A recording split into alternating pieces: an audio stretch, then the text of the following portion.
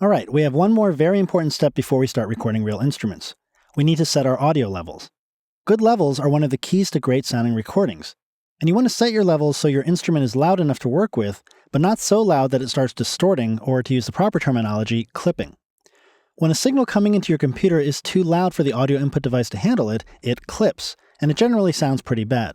Usually it sounds distorted and not in a cool electric guitar distortion way. It sounds more like digital distortion. But you also don't want your audio level to be too quiet. You can turn up quiet performances to some extent, but you also end up turning up inherent background noises like hisses and pops along with it. For this example, I'm going to set the levels for a guitar track. I'll start by selecting the empty project template. Now, since I'm recording a new project, I can open up the details here, and I can select my input device from the audio input menu here. The quartet device is what I want in this case, but as we saw previously, you can also specify or change the input device at any time from GarageBand's preferences.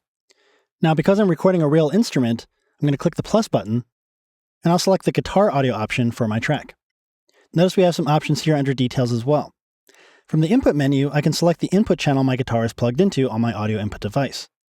Depending on the device you're using, you may just see one choice in this menu if you have a single input audio device, or you may see 2, 4, 8, or however many inputs the device you're using has. My guitar is plugged into input 1 right now, so that's already selected. Now we can always change this again at any time as well, and we'll see that in a moment. I'll also check that I want to hear my instrument as I play and record. Without this checked, I won't be able to hear the effects of whatever amps I'm choosing to run my guitar through. Down here, we can also again specify what input devices we're going to be using, which in this case you can see opens up preferences. I'll just close that for now and click Create. Okay, so there's my new track. You can see I'm already getting some levels if I strum my guitar here. You can see the green meters are already moving.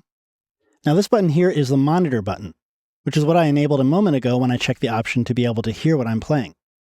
And when I strum my guitar, I should hear it.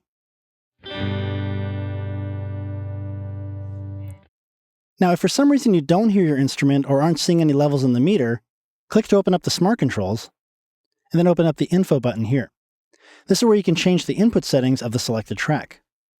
This is the same input menu we saw earlier. And this is the same monitoring button as we have in the track controls. But in addition to this, we have the feedback protection here as well. With that checked, GarageBand will detect if you're creating a feedback loop, which is that high-pitched whining sound that can get really loud when the signal you're outputting goes back in through the input. If you're having an issue with feedback, you can check this box. I'll leave it unchecked for now. Now this is also where you'll find the record level slider. If when you strum your guitar, sing, or play whatever it is you're recording, and you're seeing the level meter in the track turn red, that means you're sending too much signal to the track, and you can drag the slider to the left to back it down a little bit.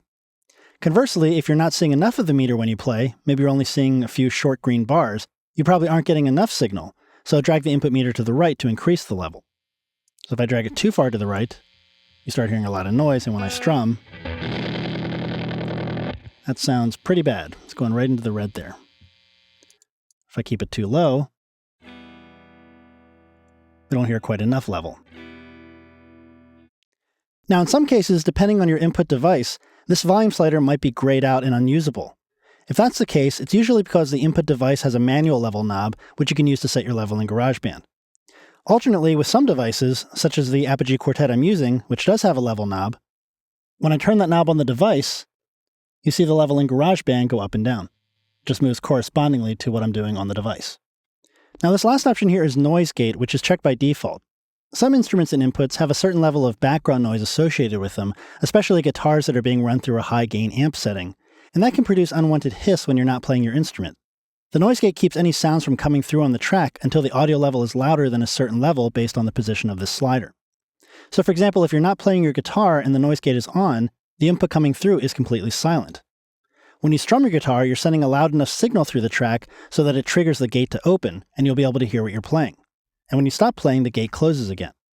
I would only use this option if you're experiencing noticeable noise in the track, though.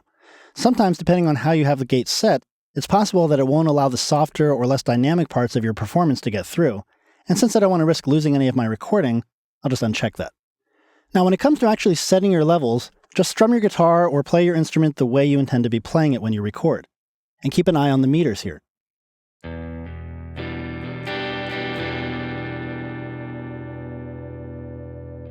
And if you see the levels get a little bit too much into the yellow and red there, just back the level down a little bit and try again.